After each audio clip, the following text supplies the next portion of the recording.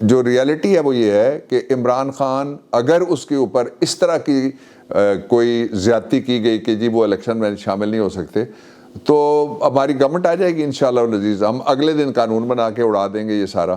India میں اندر ہو چکا ہے، 2 دفعہ عدالتوں نے فیصلے دیے، 2 دفعہ پارلیمنٹ نے ان کو اڑا دیا۔ قانون بنانا تو کوئی نہیں روک سکتا نا، کیا نااہلی کریں گے یہ؟ اور پھر یہ ہے کہ جو صدر بیٹھا ہے وہ ریپریو دے سکتا ہے۔ صدر جو بیٹھا ہوا ہے اس کو آئین کے آرٹیکل 54 اس کے اوپر ایک بڑی لینڈ مارک ججمنٹ ہے۔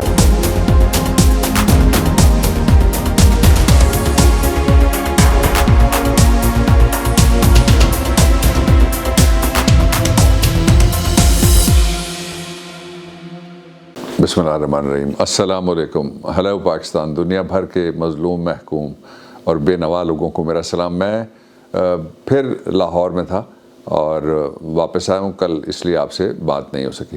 پاکستان کی جو صورتحال ہے اس پہ ایک عربی کہانی ہے، میں آپ کی وہ توجہ ادھر چاہوں گا۔ وہ کوئی بدو تھا، وہ کسی پردیس میں چلا گیا، بڑے عرصے بعد اس کا کوئی گاؤں والا آیا تو اس نے کہا کہ بتاؤ کہ کیا حال ہے میرے عزیزو اقربا کا، میرے گھر والوں کا کیا حال ہے؟ تو اس نے کہا باقی صاحب ٹھیک ہے، تمہارا اونٹ مر گیا۔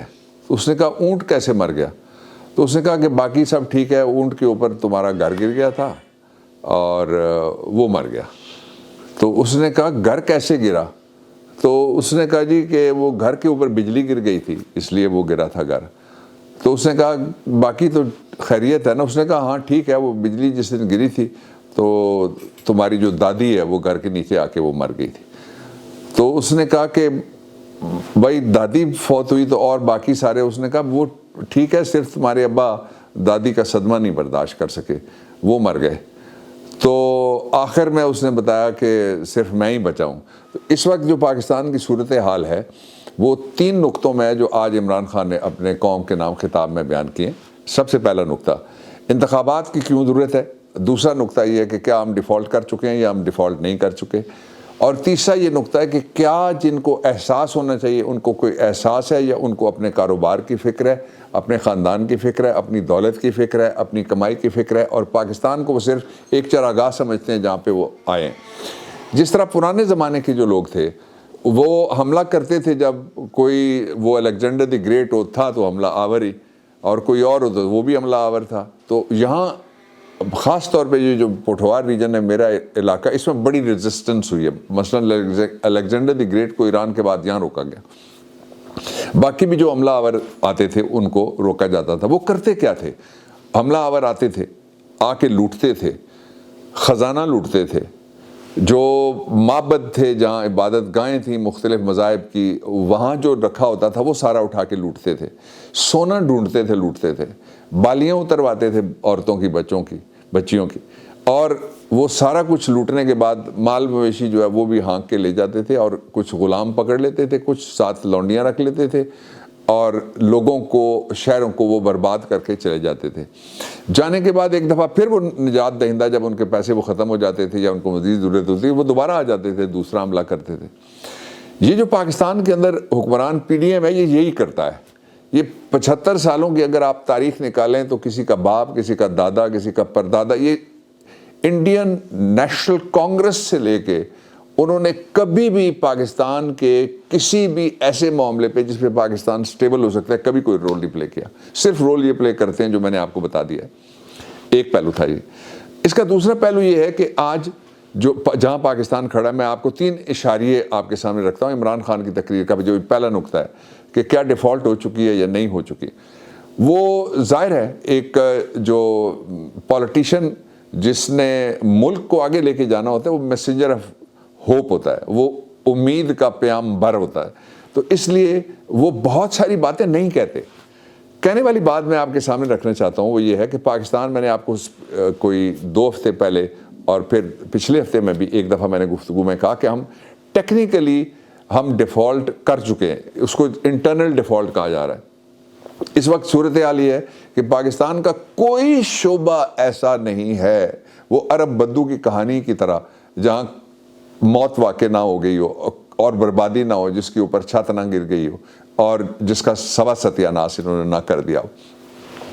پاکستان کے اندر जितनी भी दौलत है वो चंद हाथों के अंदर मरकूज होके इर्तिकाज़ ज़र का नतीजा ये निकला है कि मुल्क उस वक्त चलता है जब कल मैं लाहौर में था तो मुझे एक बड़े इन्वेस्टर्स में से पाकिस्तान के जो पहले 20-30 में से हैं इस साइड के जो हाउसिंग प्रोजेक्ट्स जिनको आप कहते हैं या जिसको आप कहते हैं एस्टेट बिजनेस के, वो थे, वो मुझसे बात कर रहे थे और बड़ा उनका ब्रिलियंट बच्चा है, एक साद जमान चौधरी उनका नाम है।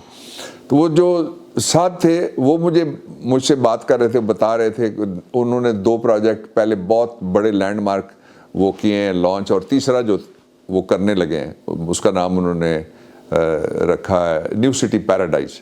वो किसी जगह मैंने देखा नहीं है, लेकिन ये जो सी पैक के ऊपर है वो।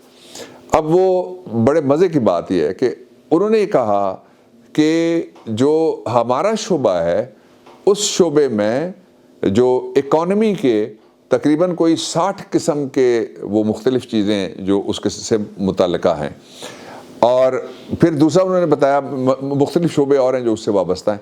फिर दूसरा उन्होंने बताया, वो भी बड़े मज़े की बात थी, वो ये थी कि जो ही ये शोबा चलता है तो फिर सबसे पहले एक्सकवेटर लगता है ज़मीन खोदने के लिए, वहाँ पे डीज़ल उन्होंने बताया कितना लगा हमारा, और वो सारा मुझे वो डिटेल बता रहे थे। It was amazing.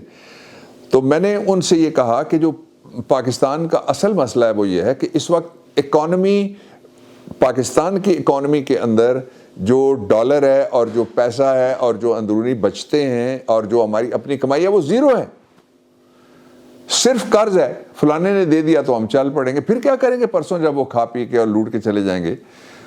तो जो मईशत है उसका लहू उस वक्त गर्दिश करता है जब उस इकॉनमी के अंदर पैसा डाला जाता है, और वो उसके नतीजे में फिर नौकरियां निकलती हैं, उसके नतीजे में खुशहाली आती है। अब जितने ममालिक हैं, आप बांग्लादेश की मिसाल मैं देना चाहता हूँ आपके सामने, ये हमारा पड़ोसी मुल्क है। वो क्या है, जब बाकी 20 साल तक ट्रिलियंस के हिसाब से अफगानिस्तान में पैसा पंप किया गया, गुर्बत में इजाफा हुआ, और सिर्फ एक फ़ायदा उसका हुआ, वो जो असलहा बनाने वाले बड़े बड़े असलहा डीलर थे उनको फ़ायदा हुआ, बाकी लोग वहीं के वहीं खड़े हुए। इसलिए अमलन हम डिफ़ॉल्ट में जा चुके हैं। हुकूमत छुपा रही है, उसको छुपाए रखे, हमें इससे कोई एतराज़ नहीं है। दूसरा जो नुक्ता है वो ये है कि इलेक्शन इसलिए ज़रूरी है कि पाकिस्तान की गवर्नमेंट के पास, पाकिस्तान की इस्टेब्लिशमेंट के पास, पाकिस्तान के सारी सियासी जमातों के पास, इलेक्शन कमीशन ऑफ पाकिस्तान के पास, सो कॉल्ड पार्लियामेंट के पास, सो कॉल्ड बाकी इदारों के पास जो ये समझते हैं कि हमने संभाल के रखा हुआ सारा कुछ, किसी के पास कोई रोड मैप नहीं है सिवाय एक रोड मैप के जो इमरान खान देता है। वो कहता है कि फौरी इलेक्शन हो जाए और इलेक्शन फेयर एंड फ्री और ट्रांसपेरेंट होने चाहिए, और उस सारे इस पे लगे हुए कि कोई तरीका, यानी हद है कोई ज़िल्लत आमेज़ किस्म की इस वक्त सूरत हाल है पाकिस्तान का, जो सारा फैब्रिक है हमारा रियासत का, उसकी, इसलिए कि वो एक आदमी को निकाल के फिर कहते इस कदर खौफज़दा हैं कि उस एक आदमी को निकाल के इलेक्शन हो या सिलेक्शन ही होगा, फिर इलेक्शन तो नहीं हो सकता। इलेक्शन वो है जिसमें लोगों की आवाज़ शामिल होगी, उनकी राय शामिल होगी, और वोट देने वालों की वोट गिने जाएंगे, वोट गिनने वालों के वोट नहीं गिने जाएंगे। तो तीसरी बात जो मैं कहना चाह रहा था बड़ी इंपॉर्टेंट, वो ये है कि इमरान खान इस वक्त पाकिस्तान की फेडरेशन के लिए वाहिद होप है। वो होप है, उम्मीद है, और उस उम्मीद को ख़त्म करने का मतलब क्या है आप मुझसे बहुत बेहतर जानते हैं। अब आ जाए इलेक्शन कमीशन के बारे में जो इमरान खान ने आज बात की। उन्होंने कहा कि मुझे कोई परवाह नहीं है, मुझे नायल करेंगे तो क्या पीटीआई को लोग वोट नहीं देंगे, मुझे वोट नहीं देंगे। मैं आपको बताना चाहता हूँ, जब गेट भुट्टो की मुहिम चल रही थी तो उस वक्त एक नेशनल पीपल्स पार्टी, एक असली पीपल्स पार्टी, एक प्रोग्रेसिव पीपल्स पार्टी और कोई 5 पीपल्स पार्टियां बनाई गई, और उसमें सारे के सारे जो वज़रा थे और वज़राए आला थे जुल्फ़िकार अली भुट्टो के, उनको वो पीपल्स पार्टियां उनसे बनवाई गई, और वो सब थे, किसी ने तलवार ले ली और किसी ने फिर पता नहीं कुल्हाड़ा ले लिया, लेकिन इसके बावजूद कुछ चल नहीं सका। जो बात की है इमरान ने, बड़े वो दिल को लगने वाली बात है, और वो ग्राउंड रियलिटी है पूरी। वो जो रियलिटी है वो ये है कि इमरान खान, अगर उसके ऊपर इस तरह की कोई ज़्यादती की गई कि जी वो इलेक्शन में शामिल नहीं हो सकते, तो हमारी गवर्नमेंट आ जाएगी इंशाअल्लाह अज़ीज़, हम अगले दिन कानून बना के उड़ा देंगे। ये सारा इंडिया में अंदर हो चुका है, 2 दफ़ा अदालतों ने फैसले दिए, 2 दफ़ा पार्लियामेंट ने उनको उड़ा दिया। कानून बनाना तो कोई नहीं रोक सकता ना, क्या नायली करेंगे ये। اور پھر یہ ہے کہ جو صدر بیٹھا ہے وہ ریپریو دے سکتا ہے.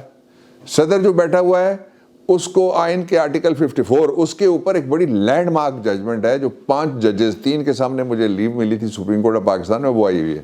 انہوں نے کہا انفیٹرڈ پاورز ہیں، یعنی اس کے اوپر کوئی پابندی نہیں ہے، فیٹر کوئی نہیں ہے اس کے اوپر، نہ ہتھکڑی ہے اور نہ ہی اس کے اوپر کوئی اور زنجیر ہے. تو اس لیے یہ بیل منڈے چڑھنے والی نہیں ہے، صدر کے انفیٹرڈ پاورز. اور وہ بڑا مخالف تھا اس صدر کا جو اس وقت بیٹھا ہوا تھا چیف جسٹس، لیکن وہ اس کو یہ ججمنٹ دینی پڑی اور وہ بعد میں اس نے سیاسی پارٹی بنائی اس شخص سے. جو اصل ایشو ہے اس وقت وہ صرف اور صرف ہمارا یہ جو ساری جد و جہد ہے، یہ جو ساری لڑائی ہے قوم کی، وہ صرف اس قوم کو اور اس وطن کو بچانے کے لیے. وطن اور قوم بلڈنگوں سے نہیں بچتے، وہ توپوں سے اور تیر اور تفنگ سے نہیں بچتے، وہ کسی سازش سے نہیں بچتے، وہ قرض سے نہیں بچتے، وہ کسی امداد سے نہیں بچتے. اندر لوگوں میں امید جاگتی ہے جب وہ اپنی مرضی کا فیصلہ کرتے ہیں اور اپنی مرضی سے لیڈر چنتے ہیں اور اپنی مرضی کے لیڈر کے ساتھ وہ کھڑے ہوتے ہیں. یہ پاکستان کا مستقبل ہے. الیکشن آ رہے ہیں انشاءاللہ. مجھے پورا ایقان ہے میرا. کل پھر بات کروں گا. پاکستان پائندہ باد.